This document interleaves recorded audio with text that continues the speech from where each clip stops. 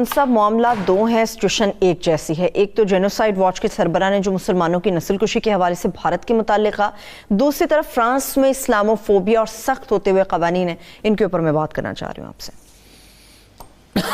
دیکھیے نا، ٹھیک آپ نے کہا کہ دونوں ممالک کا ایک رویہ ایک جیسا ہے. جی. فرانسیسی بھی جو ہیں وہ اسلام دشمنی میں اپنا ثانی نہیں رکھتے، اور اس کی یادیں بہت پرانی ہیں. ویسے وہ متعصب فرانسیسی بہت زیادہ ہیں، ویسے بھی اس کی یادیں اسپین کی فتح سے وابستہ ہیں، اس لیے کہ فرانس کا جو ایک جنوبی علاقہ ہے وہ اس وقت اسپین کا حصہ تھا، اور جب فرانس میں مسلمان داخل بھی ہو گئے تھے. پھر الجزائر پہ انہوں نے حکومت کی، آپ کو پتہ ہے وہ اس پہ وہ مشہور فلم بھی بنی ہے عمر المختار کی. ایک طرف تو معاملہ یہ ہے کہ مغرب میں سب سے زیادہ، مغربی ممالک میں سب سے زیادہ تعداد مسلمانوں کی وہاں، الجزائری وہاں اسی طرح جیسے پاکستانی اور انڈینز اور بنگلہ دیشی برطانیہ میں ہے. اس لیے کہ جہاں حکومت ہوگی وہی کلچر ہوگا، تعلیم ہوگی. اب ظاہر فرانسیسی بولتے ہیں، الجزائری بول سکتے ہیں، جیسے سینٹرل ایشیا کی ریاستوں کے لوگ روسی زبان بولتے ہیں، کامن ہے. وہ ایک صدی تک تو انہیں فرانسیسی کو 70-80 سال تک روسی پڑھائی جاتی رہی.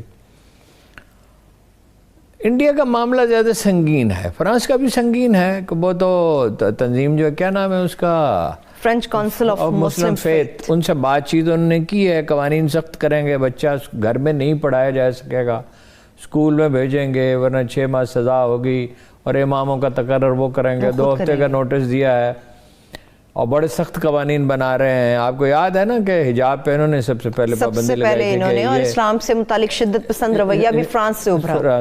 لیکن انڈیا کا معاملہ یہ ہے کہ یہ ایک آدھ دن کی بات نہیں ہے.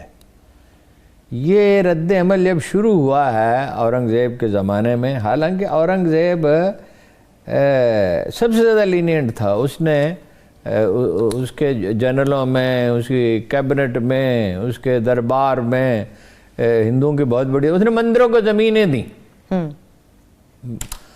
اور مطلب یہ کہ وہ چونکہ اس معاملے میں بہت نرم خو تھا، تو ایک دن نماز جمعہ پڑھ کے نکلا تو اس کے ہاتھی کو گھیر لیا ہجوم نے، اور وہ اثر تک وہاں کھڑا رہا. اس کے بعد تو خیر ظاہر ہے حکومت کی ریٹ پھر جیسے قائم کی جاتی ہے، اس نے ریٹ قائم کی، اور وہ ریٹ اسی طرح قائم کی. اس نے ہاتھی کو چلنے کا حکم دیا، اس کو محبت سے کہا کہ ہاتھی کو چلا دو. اور ظاہر ہے اس میں کچھ نقصان بھی ہوا ہوگا. اب بہت پہلے میں نے پڑھا تھا، مجھے یاد نہیں ہے.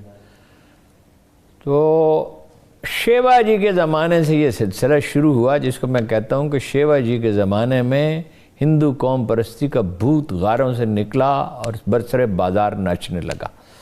یہ گاندھی، نہرو وغیرہ یہ ایسے لیپا پوتی تھی کہ وہ حیدرآباد پہ تو قبضہ جو ہے وہ کہا جاتا ہے کہ نہرو کا اس میں اتنا عمل دخل نہیں تھا. کشمیر پہ قبضہ کس نے کیا تھا؟ نہرو نے کیا تھا.